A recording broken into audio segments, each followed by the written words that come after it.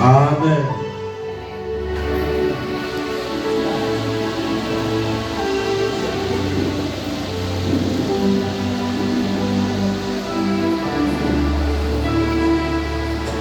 Itakuwa mfupi maana hayo zimesoma kidogo. Taniruhusu ni mfupi tunapoenda kufundishana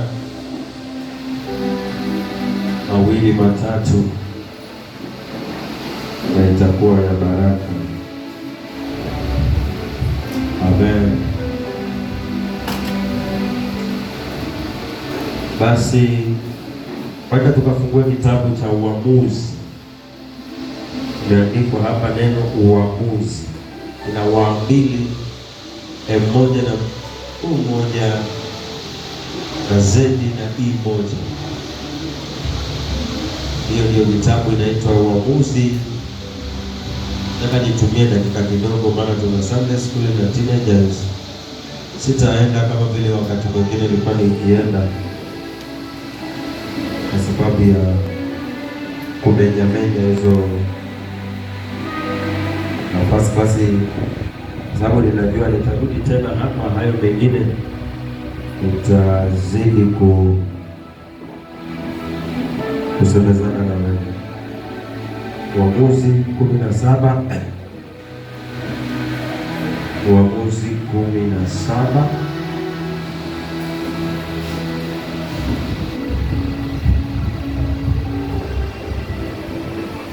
Nataka tufundishane kitu pale ambapo mama alivyolaani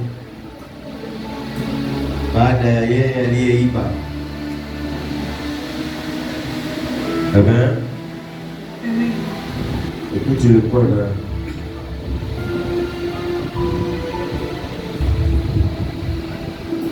nafuatilia leo, na Mungu amenipatia hiyo kwa sababu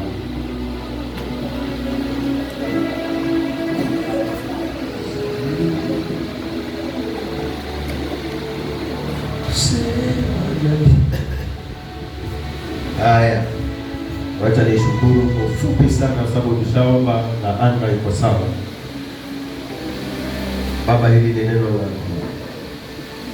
linanibarikisha asubuhi ya leo anapoenda kutoka, kwa ajili ya wale waliowajalia kufika masaa haya kanisani.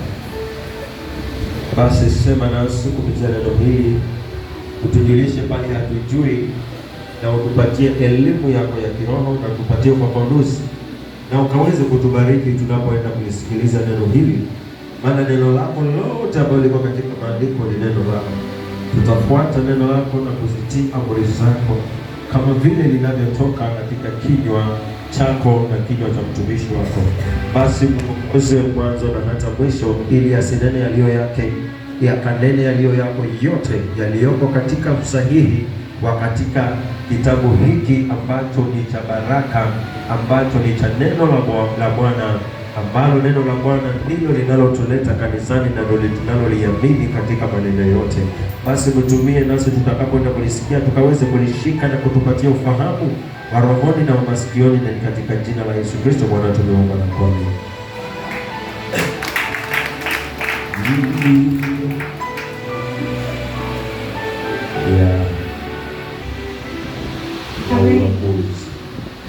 Kitabu cha Waamuzi 17 kuanzia 1 inasema, wakati huo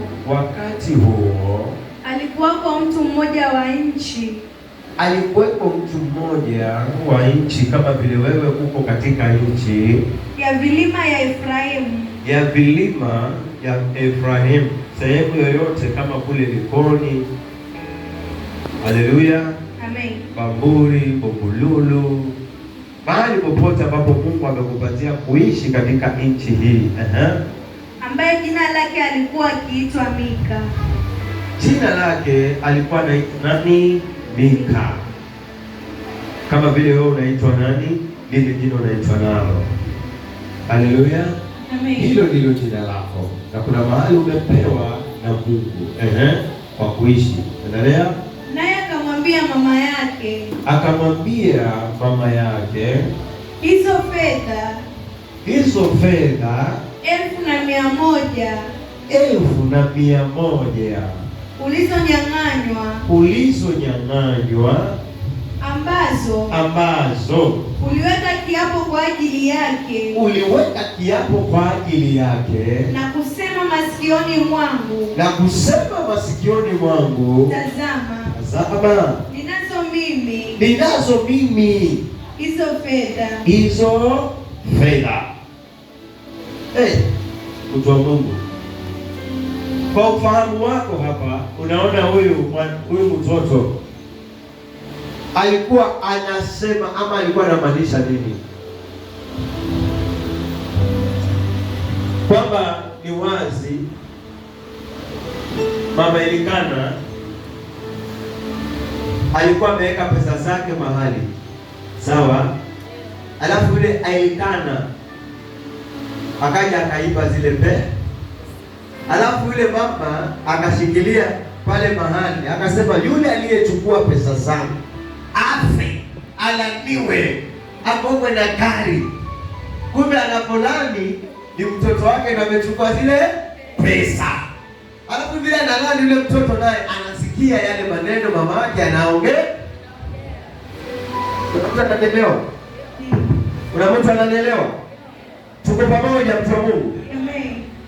Ama ukusikia nirudie hapo? Tumesikia? Ya.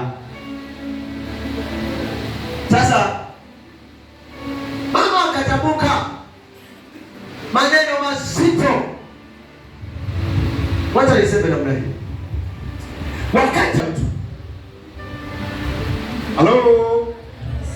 Wakati unapokosea mtu, kuna mambo mazito huwa anayaongea katika moyo wako. Wakati unapojeruhi mtu yeyote, kuna vitu vizito ambavyo zile vitu anavilani. Kwa nini akanifanyia hivi? Hiyo ni laana.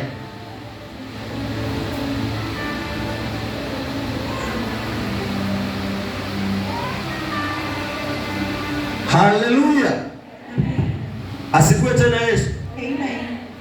Alitamka yule mama, na yule mtoto anasikia maneno yanayotamkwa na mzazi wake,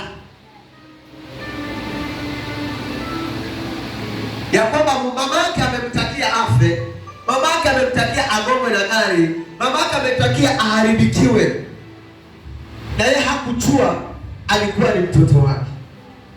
Lakini yule mama hakujali ni nani aliyechukua, kwa sababu alifanya vitu bila ruhusa. Hamunielewi? Ndio maana imani yenu ni finyu, ama kuna watu mmewaumiza wengi, ndio maana huwezi sema hivi. Lakini nitakupatia dawa ya hiyo kama ulifanya hiyo.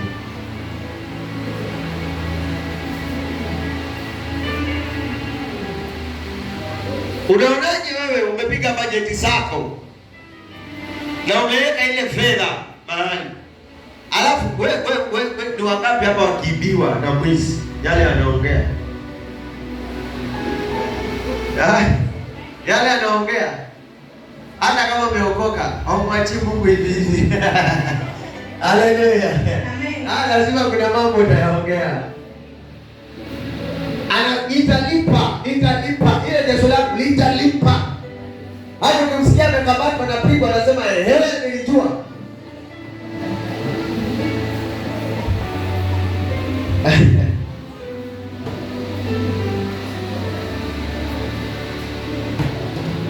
Kuna nyimbo inasema utalipa usiku ulio utalipa. Ni vile sijui hiyo nyimbo. Utalipa kile ulichoona ni utalipa. Hii ni morning glory. Sema Bwana Yesu asifiwe. Amen. So unajua mahubiri asubuhi wana kwaya mafundisho.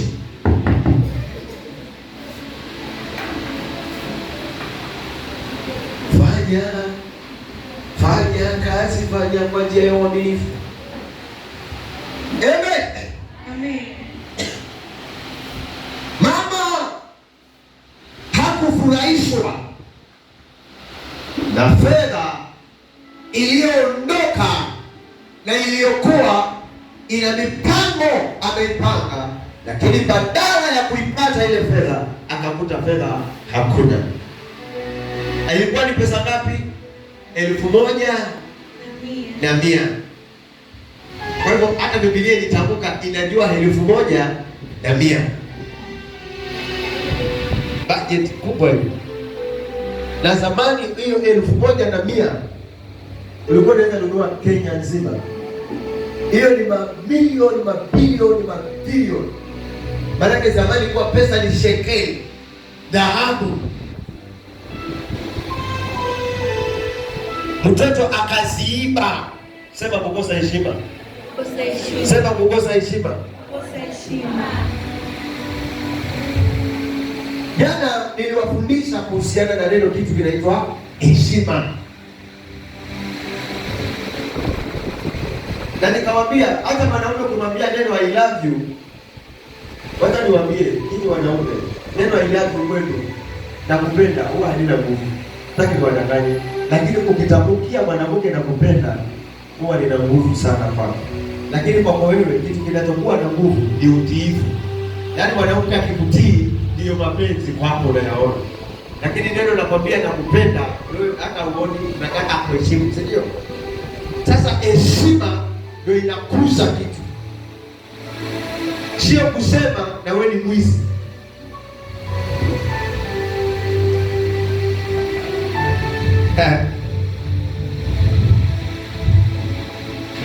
Sasa wewe ambaye na mwizi na kupenda na unajua ni mwizi. Unasema mwizi mkubwa wewe. Kwanza unatamani hata kupiga. Hello. Sasa ibia mume wangu alafu mwambie na kupenda. Nakwambia kinacho kuweka hapa unachofanya unipende ni pesa zangu unaziiba. Haleluya. Amen. Sasa hakujua ni mtoto wake aliyekuwa amechukua zile fedha. Akararua laana.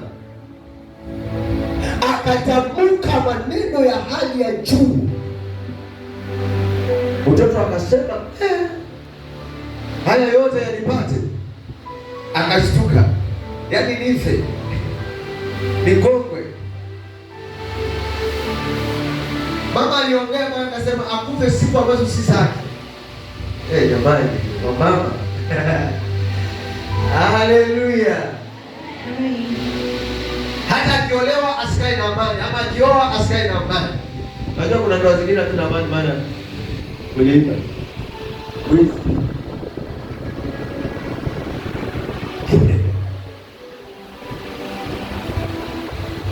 Ale tena maajabu. Wewe sasa hautakuwa mwizi. Sababu umesikia laana ikiongelewa pale kwa maandiko. So ni wewe mwenyewe uwe mdumu. Tena muujiza. Amen. Amen. So yule kijana aliposikiza hiyo maneno alikuwa sawasawa na vile mama anaongea, wewe umefungua tukapazia. Wewe unashangaa mama, yani mpaka anazunguka hiyo pesa baada ya mbele. Aseme vile nazunguka, maisha yake yakazunguka hivyo. Nani baba?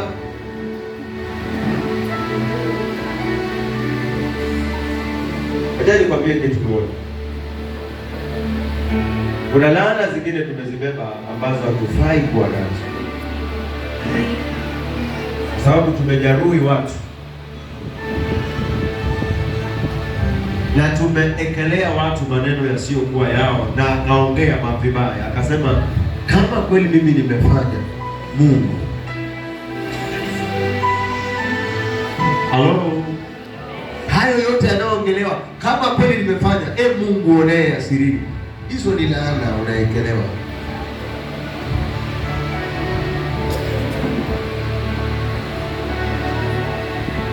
Mtu yoyote unapomfanyia kitu kibaya, kuna vitu huwa anaviachilia ndani ya roho.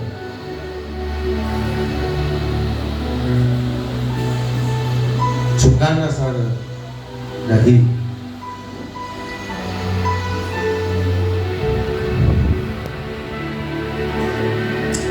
Hebu rudia alafu uendelee. Nataka uelewe mtu wa Mungu, kwa nini huyu kijana alisema yale yale ambayo mamake aliongea. Amen. 17:1. Naye akamwambia mama yake, hizo fedha 1,100 ulizonyang'anywa, ambazo uliweka kiapo kwa ajili yake, na kusema masikioni mwangu, nikiwa ninasikia, tazama ninazo mimi hizo fedha, ni mimi niliyezitwaa. Haleluya. Sasa unaona mwana mtoto alijitabiria, yani alijipatia tiba wakati wowote. Wacha kukana. Wakati unapokana na kutetea, unatetea laana. Amen. Lakini unapojieleza vizuri, unaondoa laana. Amen. Ongeza kidogo hapo, nisikie hiyo mic vizuri. Haleluya. Amen. Unafanya nini? Unaongeza laana, maana unatetea roho ya laana. Lakini mahali popote, kama kuna kitu umefanya na useme nimefanya, hauwezi kufanya chochote. Hata kama jaji alikuwa kufunga miaka 15, unaweza fungwa miaka 3.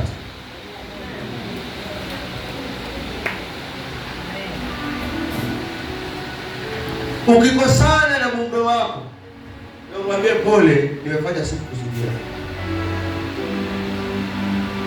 Ukikana na kushikilia, unatetea roho ya laana, kwa sababu yale atakayotamka hautafurahi, na unajua umefanya sawa, alafu umesikia mtu amekutamkia hiyo.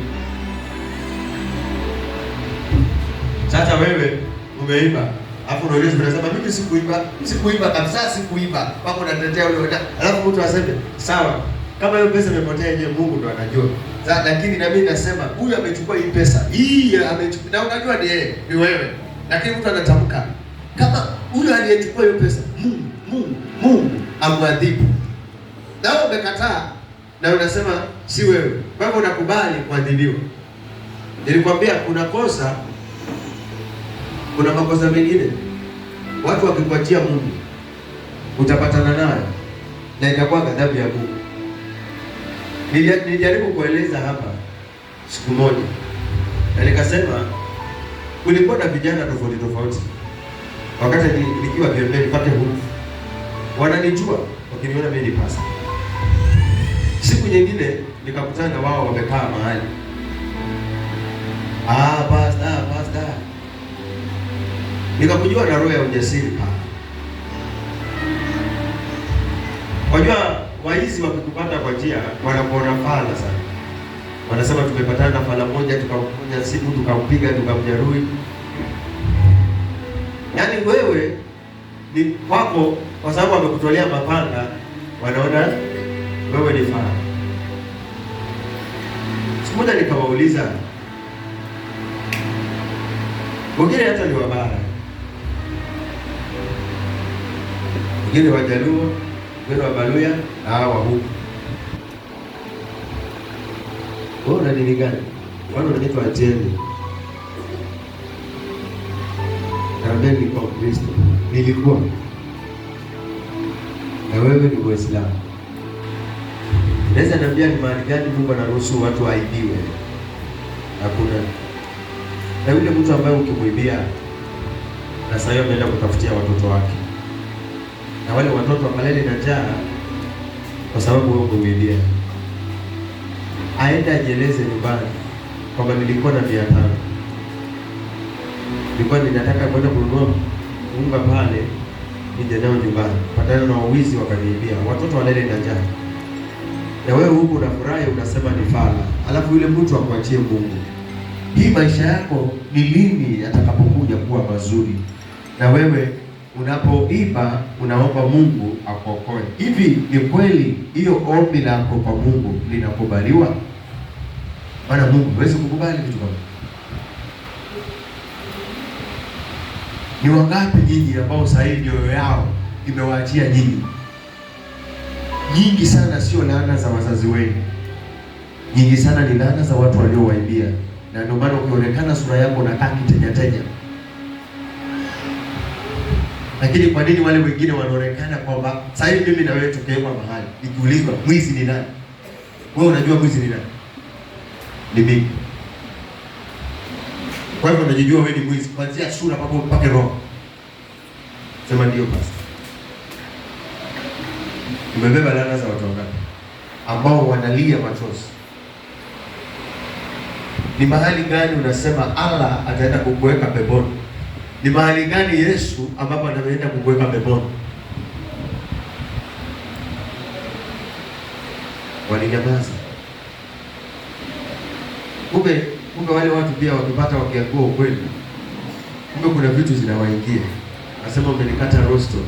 Nasema rosto imekatika. Isije anasema nimekukata ile stimu ya.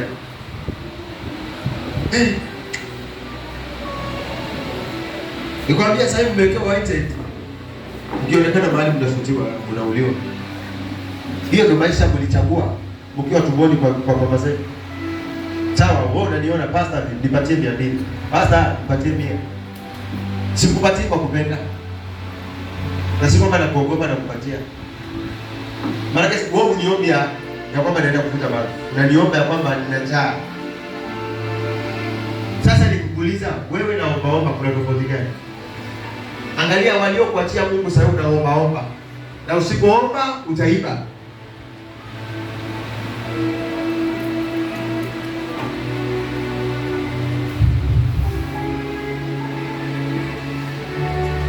Sema kuna mambo mengine hapijawahi yasikia pastor, lakini hii imeniingia. Kidogo mimi imeniingia. Hapo kutana.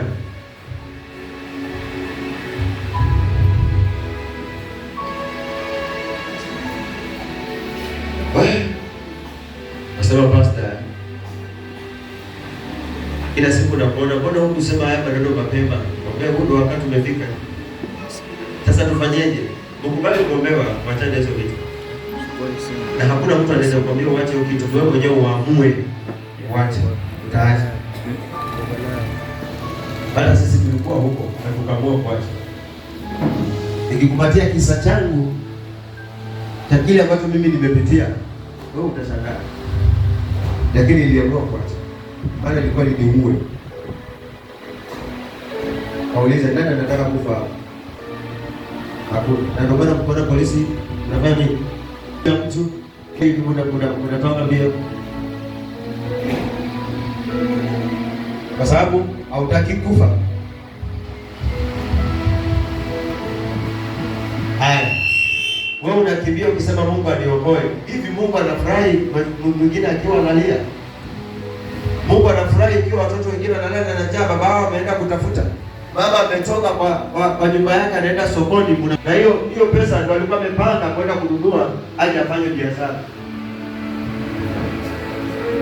Ni babako amefanywa hivyo, utasiaje wewe? Na wewe ndio ulikuwa unangojea chakula nyumbani.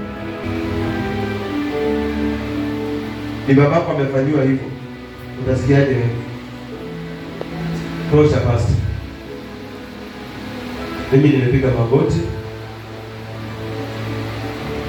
Naomba uniombee.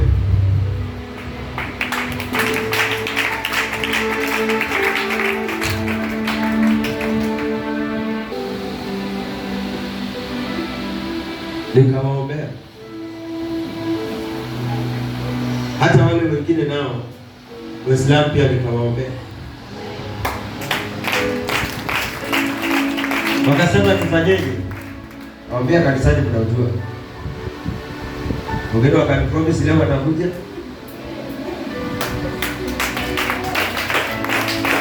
Na wengine wakasema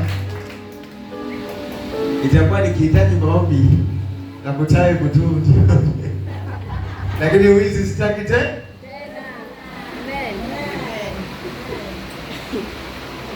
Unapofanyia mtu kitu anapolia inabadilika. Usifurahi mtu kukuachia Mungu na ukaenjoy. Never. Usipende hiyo ati Mungu atanilipia. Hiyo kuna kesi mbinguni aziishi huku hivi.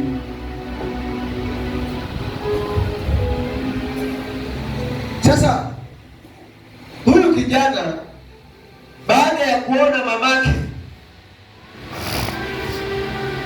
analalamika, anamwambia mama, haina haja, Mimi ndio nimechukua hizo fedha niko nazo. Hebu endelea kidogo.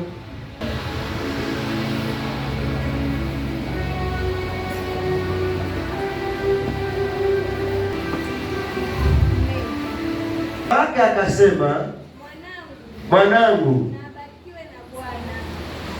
halo, hebu soma tena, hao watu wasikie. Baada ya yule mtoto, Amen. ukumbuke mama alikuwa amelani. Mama alikuwa amelani ya kutosha, ameongea yote mpaka akatosheka. Mtoto akawa anasikiza.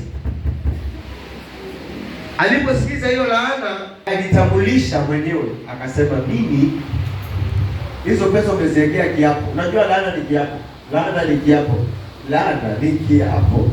I say laana ni kiapo.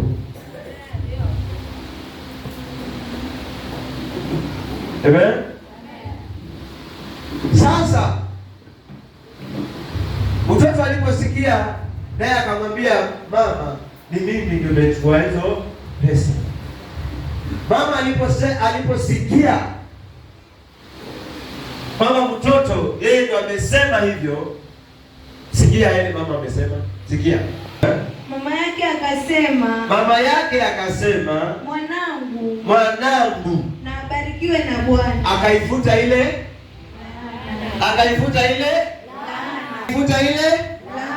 badala ya kuwa akafe, sasa akabarikiwe.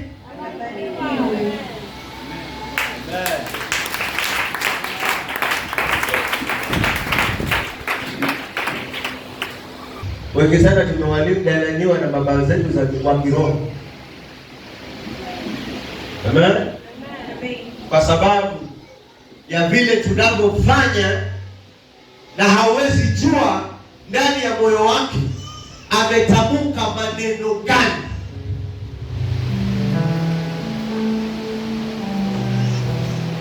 Na wewe unajikuta uko sawa. Wengi sana sisi ambao tumetoka katika makanisa mengine tumejarau sana wale mapasta vibaya, na haukujali. Naye pasta akasema,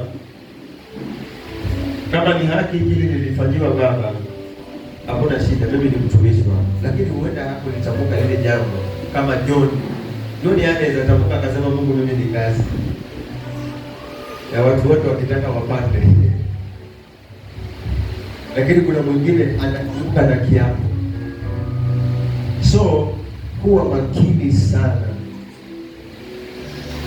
na kufunza mtoto wangu, na hilo linalokufunza sikufunzi hivi, na kufunza kwa kauli ya Mungu. Amen. Hilo ni neno la Mungu. Halibadiliki, haliondoki. Ni kusimama hapo lilipo. Amen. Ajiangalie sana. Tusitembee na laana. Laana ni mbaya na inaweza kukufanya ukakosa kufanikiwa mahali popote unapokwenda. Wengine sio laana za wazazi, wengine ni laana za watu ambao walitusaidia, lakini tuliwalipa na mabaya. Elewa mtoto wangu,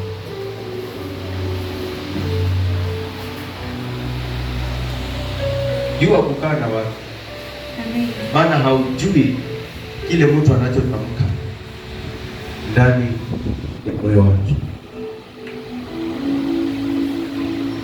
Umesikia kile ambacho huyo mama aliongea juu ya mtoto wake. Nilipenda ule mtoto. Unajua ni kwa nini naongea hivyo? Ukishatambua kosa lako, kuwa mwepesi. Amen.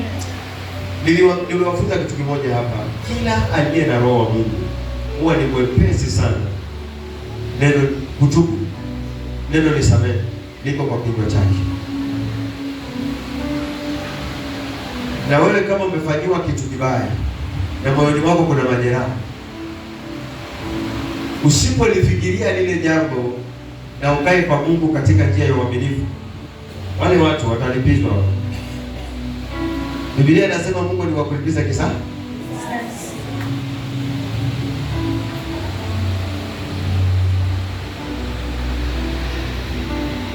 Siongei neno langu, naongea kuhusiana na neno la Mungu ambalo hata mimi na wewe tumelisikia leo asubuhi hii.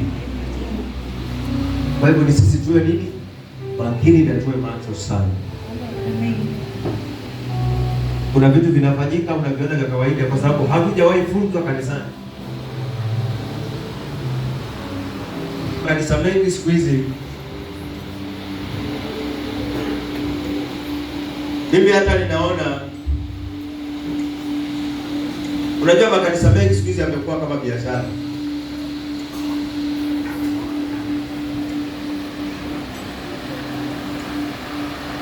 Siku moja nyinyi washirika,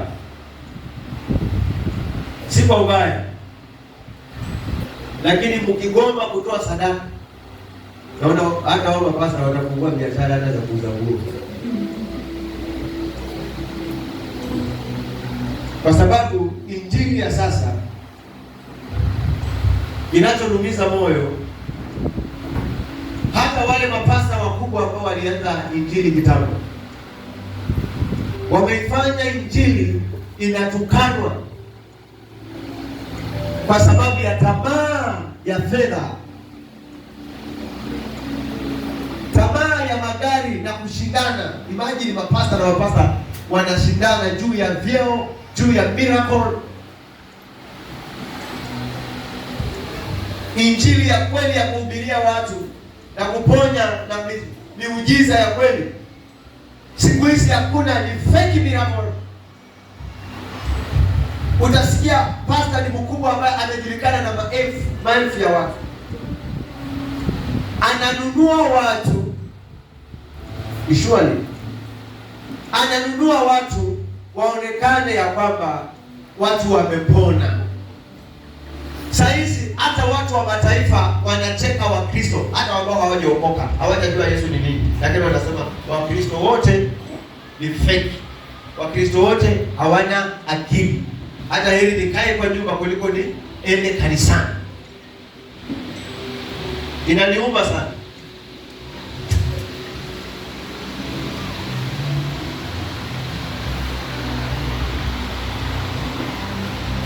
Na watu wanalitaja jina la Yesu kwa sababu ya faida zao. Pasta wakubwa, unauzaje vitu ndani ya kanisa? Pasta mwenzangu, unauzaje vitu? Muujiza gani Yesu aliyofanya kwa kuuza vitu? Jana nikawahubiria kuhusiana na mambo na ufalme wa Mungu. Biblia inasema ya kwamba ufalme wa Mungu uko ndani yenu. Uko ndani yenu. Maana Mungu alitaka watu wasiabudu mapasta.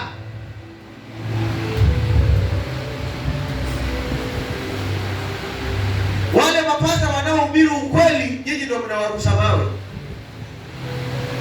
Na wale fake pastors unawakaba, kwa sababu injili ya kweli kwako hauipendi kabisa.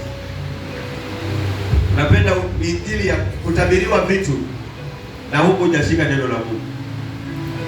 Wacha nikwambie kitu kimoja. I'm telling you the truth. ya kwamba unajua kuna fungu la Mungu unalolitoa na Mungu halioni na unatoa kanisani. Hebu ushawahi realize kwamba kuna mtu unatoa fungu la 10 na hiyo fungu la 10 halionekani kwa Mungu?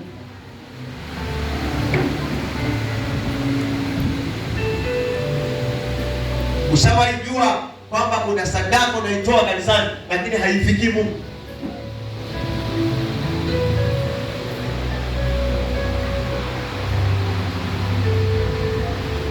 Mimi sikuitwa kwa ajili ya mambo hayo mengine yote. Ijapokuwa hizo ni mambo, ni ibada ya kwamba ni lazima tuifuate, sababu iko katika maandiko. Kwa ajili ya sadaka yako, never. Kama unakuja kanisani kwa sababu ya sadaka yako, never mwanangu, hiyo haipo katika masikio yangu. Amen. Iko katika mwito ambao Mungu alinipatia. Amen. Siishi kwa ajili ya sadaka mimi. Siishi kwa ajili ya hiyo. Siishi kwa ajili ya fungu la Mungu. Hata ukiangalia hiyo pesa ambayo unaitoa hapa, bila hiyo kazi naifanya kwa hao watu wengine ambao hawajiwezi. Waujui wewe.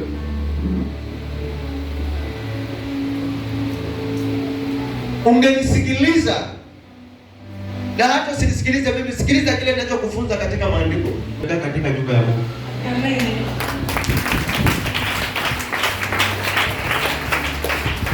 Ungelijua mahali umekuja, haupotezi muda wewe.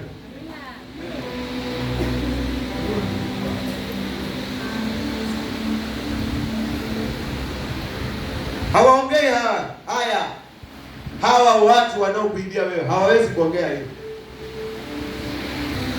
Usitoe chochote. Nenda kwa Mungu wewe. Atauliza niko na washirika ama ni nini ninafanya kanisani? Kwa sababu washirika kwake yeye ni sadaka. Na kuna mahali Biblia inasema moyo wako wewe sadaka ili wewe dhabihu iliyo hai. Amen.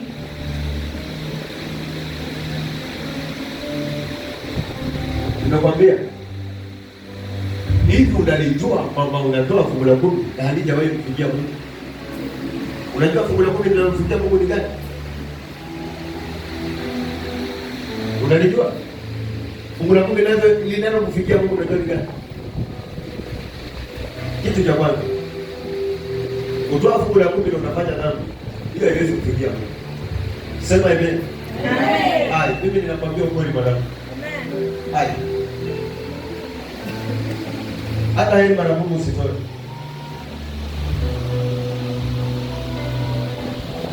Mwanangu, hii kile nayo kuhubiria. Amen. Watu wajue maana ya kuokoka. Sidanganyike na makrusedi. Krusedi ni nzuri. Lakini ni krusedi gani? Kuna krusedi za kupotoka. Na kuna crusade za watu ambao Mungu amewatuma.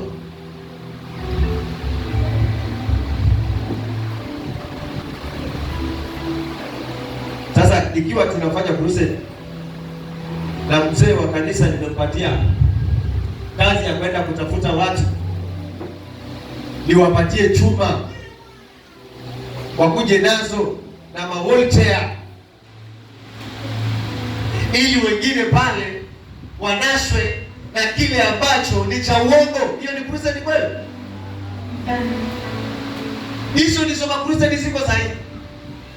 Watu wanaamua wameponya ukimwi na hakuna.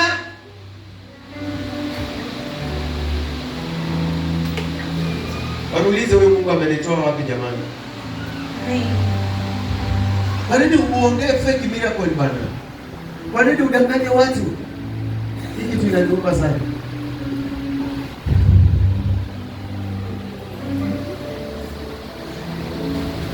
Yaani kuna mapasta hata nikiwaona naweza wapiga na mic nikimuona tu mbele yangu. Yaani kwa mfano tu akuja hapa, kama hata kuja kutubu. Naweza kura na mic. Kwa nini unadanganya watu? Hizi roho unazipeleka wapi? Mbona mama unakubali kudanganyika na nini? Ni mama ni mwenye shida gani? Maana si wengi wanaume. Jamani, sio wengi wanaume. Tuseme tu ndio kweli, sio wengi wanaume. Wamama ndio mnapenda kushawishiwa. Hata kukiwa na mwanaume mmoja hapa anaweza kuongoza kanisa zima. Na nyinyi wamama mkose kujuana. Kama huyu mwingine alikuja hapa sijui Russia, akalala na wamama ambao kuko kwa ndoa.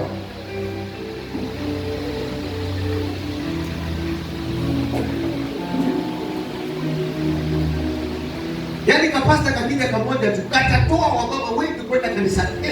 Hata ujui.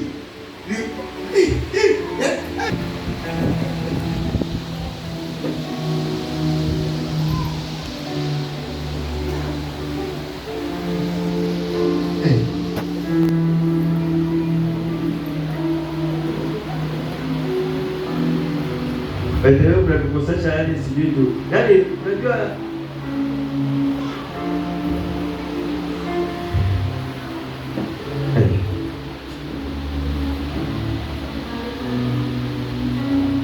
nikikumbuka mahali Mungu amenitoa. Alafu nione mtu analeta mchezo. Yaani sijui nafikiriaje katika roho yangu. By the way. Juzi nililia mimi kwa nyumba yangu. Yaani nililia sana. Mbona watu wanamchezea Yesu bwana? Ni kweli sio watu wanaosema Bwana Bwana. Ni kweli kabisa. Na usichukulie mzaa hii kitu ninayoongea.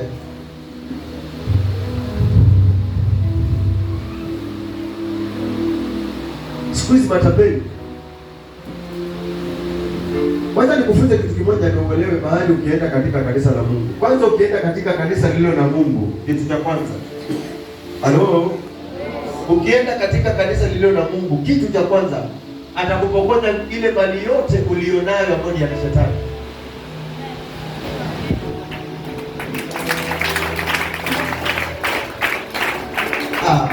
Hiyo umepiga makofi lakini hujaridhika. Hii ninajua. Ponya mali yote ambayo imekuja kwa nguvu za giza. Wacha nirudi kwa mahali pazuri. Iko katikati Sawa? Atahakikisha umerudi zero. Ndio uanze 1 na Yesu. Amen. Maana fikiria neno giza, nakwambia ati giza likiwepo, nuru ikiwa inaingia, giza linatoroka. Unaona giza linatorokaje? Kama kuna vitu ulishikilia kwa vya uganga kwa nyumba, vinaondoka. Hata kama ni biashara, hata kama ni kazi, hata kama ni ndoa. Hata kama ni nini? Utakaye, kwani nilienda kanisani wapi? Yes. Hawaja hubiriwa hawa. Wamedanganya, wanapenda kupeana tu. Haujawahi kujua. Chochote utakachokuwa na unaweza chiwa pake na chakula. Pako ukapata ile ya haki. Biblia inasema Mungu ni mwenye haki Bwana. Hawezi kukaa na vitu vya dhuluma ndani yako. Hawezi kuacha vitu vilivyotolewa machozi na watu wengine. Angalia maroko ulianza naye, umwachi. Hata kumwacha hapo na ukiondoka unaondoka na laana, bado unajua wapi kabisa hii nina laana ndio niondoke hapo.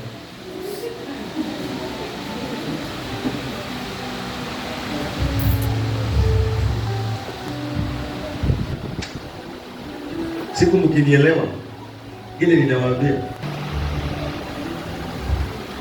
Kanisa lililo na Mungu. Wanafunzi wa Yesu wanakwambia vizuri. Uliza wakina Petro wanakwambia vizuri. Walikuwa wavuvi wa samaki, wakaamua kutaacha hiyo. Mahali popote nuru ikianza kutawala. Na ukibaki kuwa mwaminifu, bado ni majaribu makali hayo. Na nimekwambia, ni majaribu makali na unaweza kukaa siku nyingi bila kazi. Uonekane tu.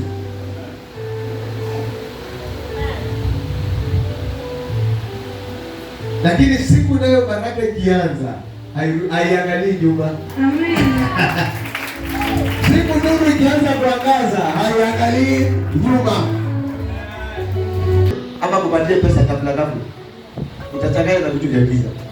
Na nataka usafirishe vyote. By the way, nilitoa ushuhuda siku moja lakini mliniona mjinga. Niliwaambia niliuza pake gasi. Kila kitu pake nikabadili hivi. Mpaka huyu mama akawa ananidai, yeye ndo ananiletea unga tena wa uji.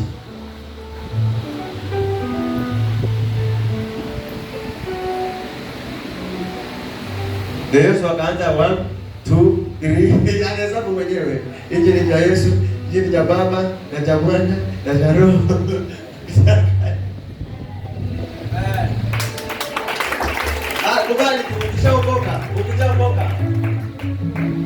Sikia, ukishaokoka hata marafiki utabaki na unaweza baki na mtu mmoja ama hata ukakosa kabisa. Na hapo ulikuwa na marafiki kibao.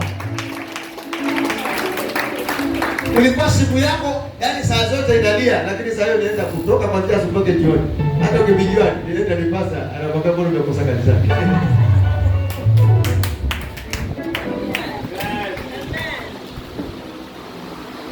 Lakini ile wakati ulikuwa na maswaiba, saa zote kama unasema huyu naye.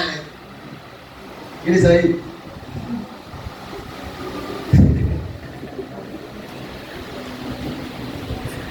sasa hata ukiona message hakuna mtu amekosea pesa hapo, unaona nini ya Safaricom.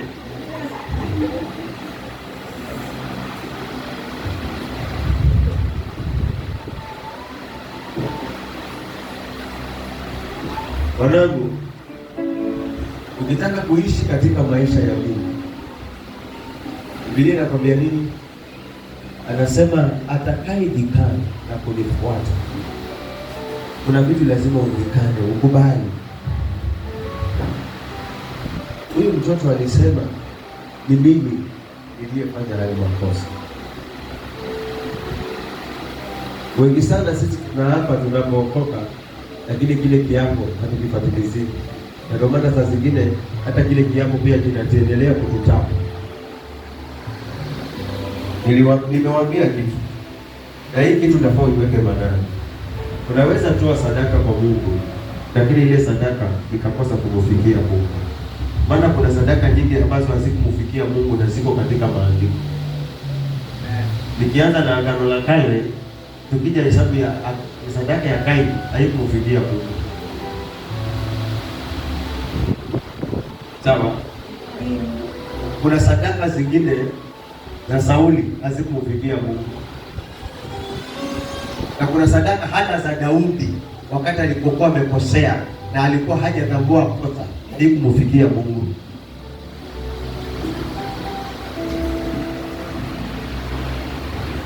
So kuna sadaka inataka njia ya uaminifu, na fungu la 10 linahitaji njia ya uaminifu.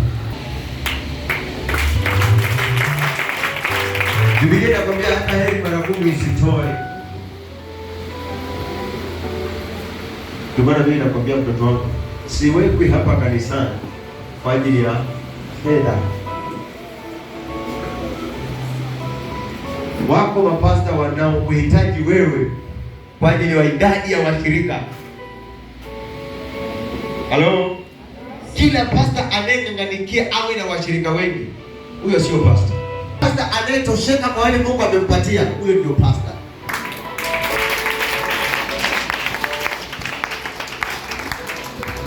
Tambua maana ya kwenda kanisani. Tambua maana ya kanisa yako. Amen. Utambue maana ya babangu wa kiroho, mtu wa tamaa ya aina gani. Amen. Hapo ndipo ukikaa kanisani, unajua nimekaa katika nyumba ya Mungu ama nimekaa katika pango la wanyang'anyi.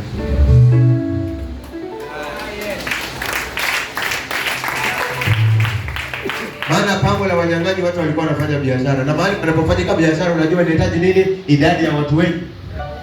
Wewe unaweza kufungua biashara huko machimboni tena ndani hapa na hakuna hata mafundi. Nani anayefungua biashara kaenda kwa misitu? Hata wale ambao wanajificha huko kwa mapango wanajua kuna watu wanajua.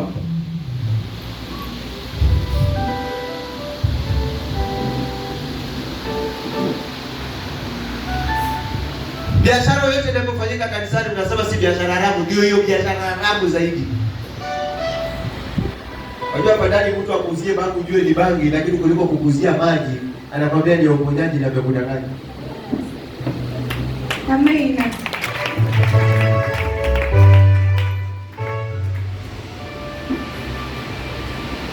Tena umekishikilia tu unajua hakuna askari anaweza kushika, lakini kuna maaskari mbinguni. Ushakamatwa kitambo. Bado umehusiwa. Wewe unaenda kulewa. Unaenda kuleweshwa. Wala hakuna kitu hapo unafanya. Sisi tumekuwa majambas huko mbinguni. Na wewe unajiona mtakatifu. Unanunua vitu Mungu ambavyo hapo vinahalalisha. kama kuna vitu vingine kwamba viko vinalishwa katika serikali ya Kenya, hata mbinguni haviko wanalishwa, na nyinyi mnavinunua, na wewe ndio umeokoka, hata huwezi kuambiwa kitu kingine. Hata vile nakuhubiria sasa hivi ukile kuna kitu umenunua na unaweka kwa mfuko. Moja patikana mrashi.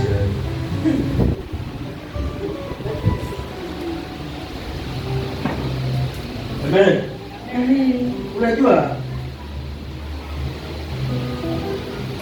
haipendezi sisi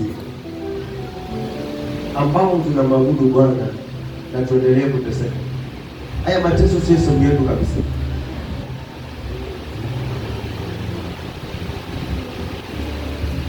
Unajua kuna wakati mmoja nilikuja nikawasomea kifungu, lakini hakukuelewa hiki kifungu kilikuwa kinamaanisha nini. Sijui kama naweza kupata kwa haraka kama ni 18. Nikasema kitu gani kitakacho nitenga na Mungu? Hapo tusome hiyo Warumi. Hiyo ndani ya 18. Kuna kitu hapo unatakikana uelewe maana ya hii kitu. Unajua kuna watu wengi hawaelewi hii kitu. Wanaona tu ni kitu cha kawaida. Kwa nini Mungu akazungumzia hivyo? Sikia. Amen. Kitabu ni cha Warumi 8:18 inasema, kwa maana nayahesabu mateso ya wakati huu wa sasa kuwa si kitu kama utukufu ule utakaofunuliwa kwetu. Haleluya. Amen. Sasa hiyo ukimpata Mungu kuna mahali una struggle sana. Sawa? Nimekwambia hivyo. Na uelewe ile nilichoanza nacho. Kama ukipata mahali pana Mungu, lazima asafirishe wale waliokaa pale. Ndio. Na wakishasafirisha waliokaa pale na wao walikuwa na wategemea, haitakuwa hali rahisi Daudi. Kwa mwili huu wa nyama na roho hii ya kibinadamu, watoroka kanisa. Watoroka, wainua mikono na hautasema ni Bwana, wainua mikono. Amen. Amen. Unainua mikono na sanini ya majaribu. Ndio? Na hapa wewe Biblia inakwambia nini? Kwamba siyahesabu. Kwamba hayo sio kitu kuliko ile utukufu wa Mungu utakao. Kwa hivyo unajua kabisa mbele yangu kuna utukufu. Lakini kwa sasa ninapitia hali ngumu. Na katika hali ngumu ni njia moja, kuna maombi ya utakaso na kuna kutakasika wewe katika maisha yako. Amen. Unajua maana ya utakaso ni kutakasika kwa maisha yako, unajua?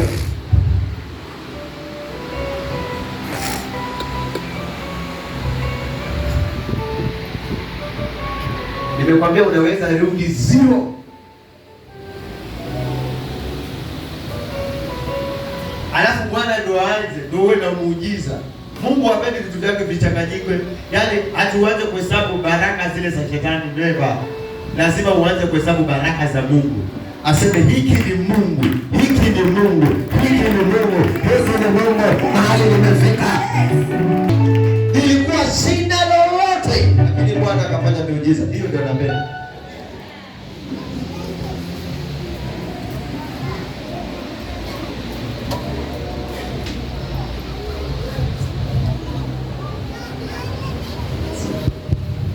Na Mungu mzuri akaenda kukubariki. Hata mchawi akijaribu kukoroga. Angalia, na mchawi vinatokea. Cha Mungu. Afya yako iko sawa. Unakula vizuri.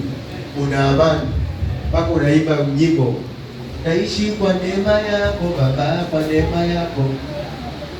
Lakini kama unapitia vita, siishi kwa neema yako Baba, ni uchungu. Bana maradhi yasiyoisha. Pesa unayo na hakuna amani. Chakula unacho lakini unajua kabisa kuna masaa lazima nimeze dawa ya pressure, sukari, uvimbe, kansa na nini nyingine. Aswende kizazi answers na nini nyingine. Asma na nini nyingine wale ambao wamepitia typhoid nyingine. Pneumonia, malaria, yes. Kidole.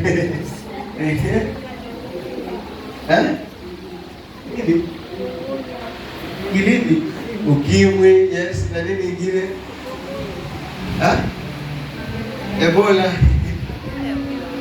Gonorrhea, yes. Na nini ingine?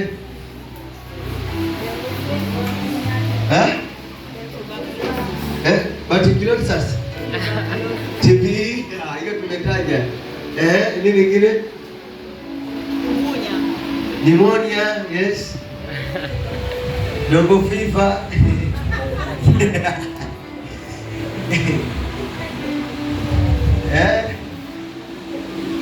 Alafu na ya wachawi sasa. Umesahau ya wachawi.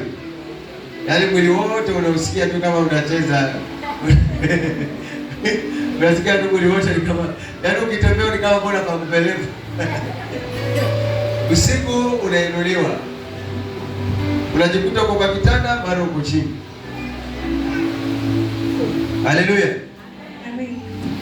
Lakini hayo yote yakitoka, hata haya mengine yakija, unakuta hayana nguvu. Ukisema ishindwe, linarudi mahali litoka. Amen. Amen. Hebu niulize swali tu, siko baya, lakini na kama nimefanya makosa nimeanza kusema swali, lakini si makosa. Hata Yesu ameniambia saa hii si makosa. Ni wangapi wametoboa mwaka mzima bila kuumwa? Nasingizia. Shukuru Mungu. Shukuru Mungu.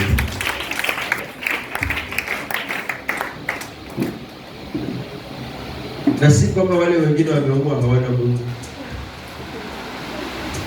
Wanaye Mungu. Haleluya. Lakini tuzidi kuomba ili afya zetu zizidi kwa Amerika. Amen. Hata nikwambie kitu kimoja, nikwambie ni kwa nini nimeuliza hivi. Unaona huu mwili ambao Mungu ametupatia huu John akiuma hawezi simama hapa akahubiri. Ni muhimu sana. Amen. Sasa huyo roho wa Mungu ataingia wapi? Wewe niambie, huyo roho wa Mungu ataingia wapi? Nikiwa ICU. Naombea nani nikiwa ICU? Baya. Simulia kwa hizi bili zetu ni kama. Weka luni. Ndio afanye kazi gani? Lakini ukigonjeka sina nguvu. Naambia kwa hiyo tunaomba afya na uzima na nguvu. Si ndio? Ndio tufanye kazi ya kama na imani ya kwanza kwa mwanadamu ni mwili wake kuwa uko sawa. Lakini ukiamua kuwa mgonjwa, roho yako yote pia haiko sawa. Natamani niendelee, lakini kuna ibada za watoto wangu. Hii ilikuwa ni morning glory. Nilikuwa nafanya nimalize saa 4:30. But nimetumia dakika ngapi? 16, So unisamehe.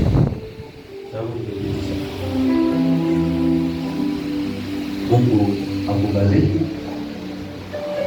na Mungu akuzidishie hiyo neema.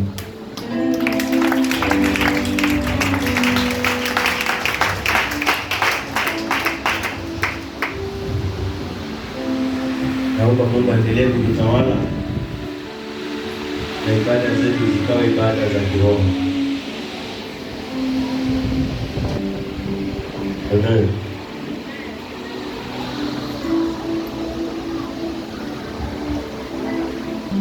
So ibada ya Sunday school itaendelea, teenagers wataendelea. Kitu kingine, leo kutakuwa na fundi wa kupima nguo za harusi. Naongea hii na mapema ili nisisahau. Sawa mwanangu? Unajua mambo ni mengi. Ukiingia hapa mambo ni mengi. Atakuwa hapa, utapima wa mama, iwe una fedha ama unayo ama huna. Moja na vijana. Sasa mtamwonyesha material unayohitaji, ndio atakupatia bei. Wewe umletee tu, atakupatia direction ya vile utaenda, yaani atakupatia ile bei ambayo atakushonea nayo. Huyo fundi ni mzuri, anajua kushona, lakini sijui kama bei unaweza elewana. Na kama kuna fundi wako mwingine ambao unamjua na ni fundi, mafundi ni wengi. Amen. Amen. Unaweza jua material lakini ukaenda ukashonewa na fundi wako. Ili pia nayo tuweke ndio, ili yako ikifinywa ikiwa inakaa ni kama bei inakuja na inaenda, usilaumu mwingine.